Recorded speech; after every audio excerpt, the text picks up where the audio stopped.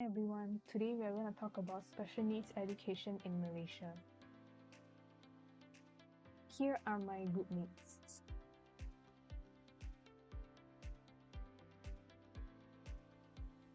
So people with special needs are those who have visual and hearing impairments, speech, physical or learning disabilities or any combination. There are around 1.3 billion people who are experiencing some sort of disability, and more than 600,000 people in Malaysia are experiencing this.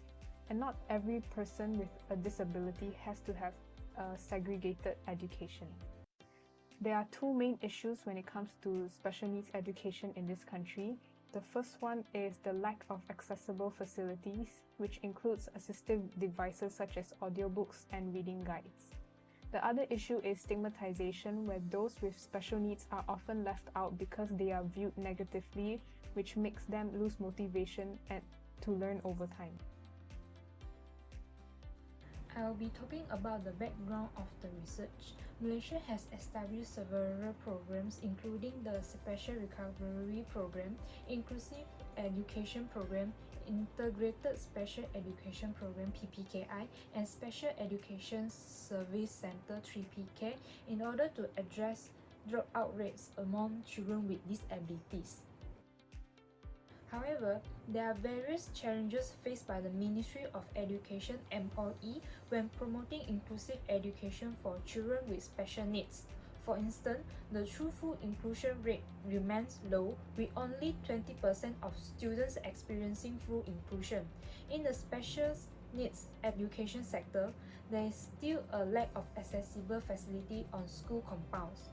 Furthermore, there is a lack of teachers who are trained in sign language and alternative teaching practices, and even with the appropriate class materials.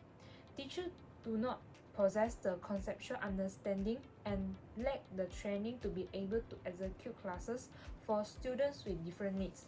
It was found that in the MOE Special Education Integration Program, the ratio of teachers to students is 1 to 4.7. In a study conducted by UNICEF that highlighted Malaysia's knowledge, attitudes and practice towards children with disabilities, it was found that 22.8% of disabilities were the result of God's will, spirits, curses, fault of parents, punishment, the environment, and bad feng shui or karma. Despite efforts to promote inclusive education, there are still widespread misconceptions and barriers to full inclusion. There are concerns about disruption and belief about children with mental disabilities attending the same schools. For instance, a study by UNICEF showed that 40% of respondents believe that it would be disruptive to have children with disabilities in the same school, and more than 70% believe that children with mental disabilities should not be attending the same school as children without disabilities. In addition, children without disabilities often resort to shaming and bullying tactics against children with disabilities, which are often ignored or overlooked by teachers or authoritative figures in schools. This research has two primary objectives. Firstly, to understand the public's perception and attitudes towards special needs education in Malaysia.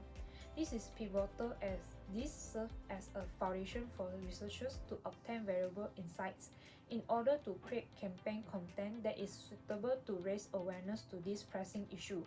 Building upon this understanding, the second objective aims to raise awareness of the lack of special needs education in Malaysia by delivering an informational presentation. So I'll be talking about the methodology of the current study, which actually comprises the research design, population and sampling technique, relevant survey and ethical considerations. Next, the current study is a quantitative method of surveys to collect data. Surveys were conducted in Malaysia. The surveys were distributed via an online Google form. 60 participants will be recruited as previously recommended. The target population is Malaysian. Convenience sampling was utilized to recruit participants. Convenience sampling is a type of non-probability sampling, which means we could collect data within a short period and at an affordable low cost. In this study, we will send out the Google Form link to our family, friends and people around us, and then ask them to help us to fill up the survey. Alright, so this is basically the sample of our Google Form. Questions in the survey are 5-point Likert scale, which is used to measure participants' attitudes, opinions, or behavior on special needs education in Malaysia. In the survey, there are a total of 7 questions that the participants are required to answer. The first question is, how familiar are you with the concept of special needs education in Malaysia? The following ones are, how would you rate the quality of special needs education in Malaysia compared to other countries?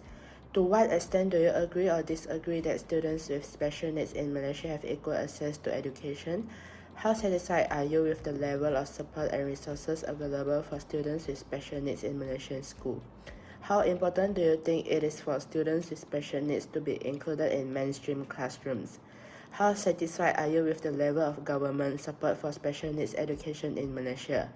How do you think the COVID-19 pandemic has affected special needs education in Malaysia? In addition, any form of identifying or personal information of participants, such as name, age, and email address, will not be collected. Participants' responses will be kept confidential. Participants are voluntary to participate in this study. Participants reserve the right to withdraw from the study at any time. That's all for the ethical considerations. Moving on to findings and discussion. The study included 60 responses. 26 of the participants in Figure 1 were somewhat familiar with the concept of special needs education in Malaysia. The majority of the participants felt that the quality of special needs education was rather poor, whereas none of them were answer excellent in Figure 2. 30% of the participants strongly agree with the statement that they think students with special needs have equal access. However, the other 30% somewhat disagree with the statement in Figure 3. In Figure 4, most of the participants were not very satisfied with the level of support and resources students with special needs are provided within Malaysian schools. Almost all of the participants think that students with special needs should be included in mainstream classrooms, where 21 of them picked very important was shown in Figure 5. More than half of the responses indicated that the participants were not satisfied with the level of government support given to the discussed group shown in Figure 6. In the final question, Figure 7 shows that a greater number of respondents think that the COVID-19 pandemic has negatively affected the education of students with special needs in Malaysia. Let's look into discussion. Special needs education in Malaysia requires careful consideration and analysis.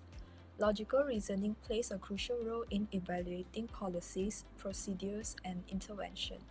For resource allocation, efficient distribution of resources ensure adequate support for individuals with disabilities. Logical reasoning guides decision on funding priorities such as inclusive education programs versus segregated environments. Moreover, evaluation of programs and strategies. Critical assessment of educational programs and instructional strategies is necessary, as logic helps to ensure alignment with diverse learning needs and preferences of students with disabilities. Special needs education in Malaysia is a complex issue that involves psychology and sociology. Psychology focuses on understanding an individual's mind, personality, and behavior, while sociology examines the broader societal context. A lack of familiarity with special needs education among the public leading to misconception and stigmatization. Cognitive bias on social norms can also contribute to this lack of awareness. Inclusion of students with special needs in mainstream classroom is crucial for fostering a sense of belonging and self-esteem, while challenging social norms and promoting acceptance of diversity. Epistemology is crucial in understanding how individuals with special needs acquire knowledge and learn. It includes rationalism and empirism.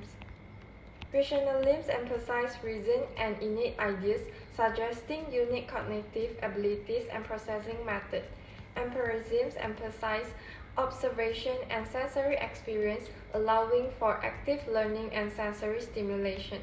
However, in Malaysia, the quality of special needs education is poor, indicating a gap between the theoretical knowledge and practical implementation.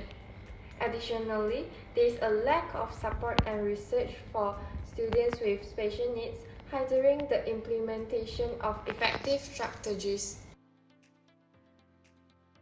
The idea of Sejahtera is a holistic approach to education to emphasize the importance of creating inclusive and supportive learning environments for students with special needs.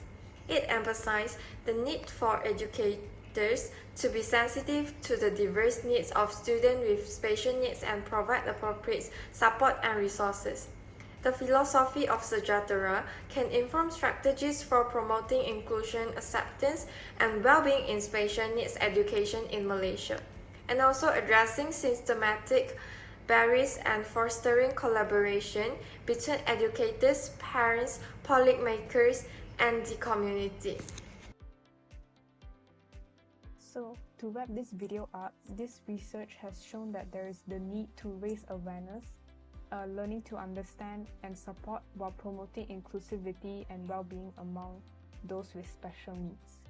It highlights the importance of having proper education for them, and it offers insights from the various philosophical perspectives learned from this module. Thank you so much for watching.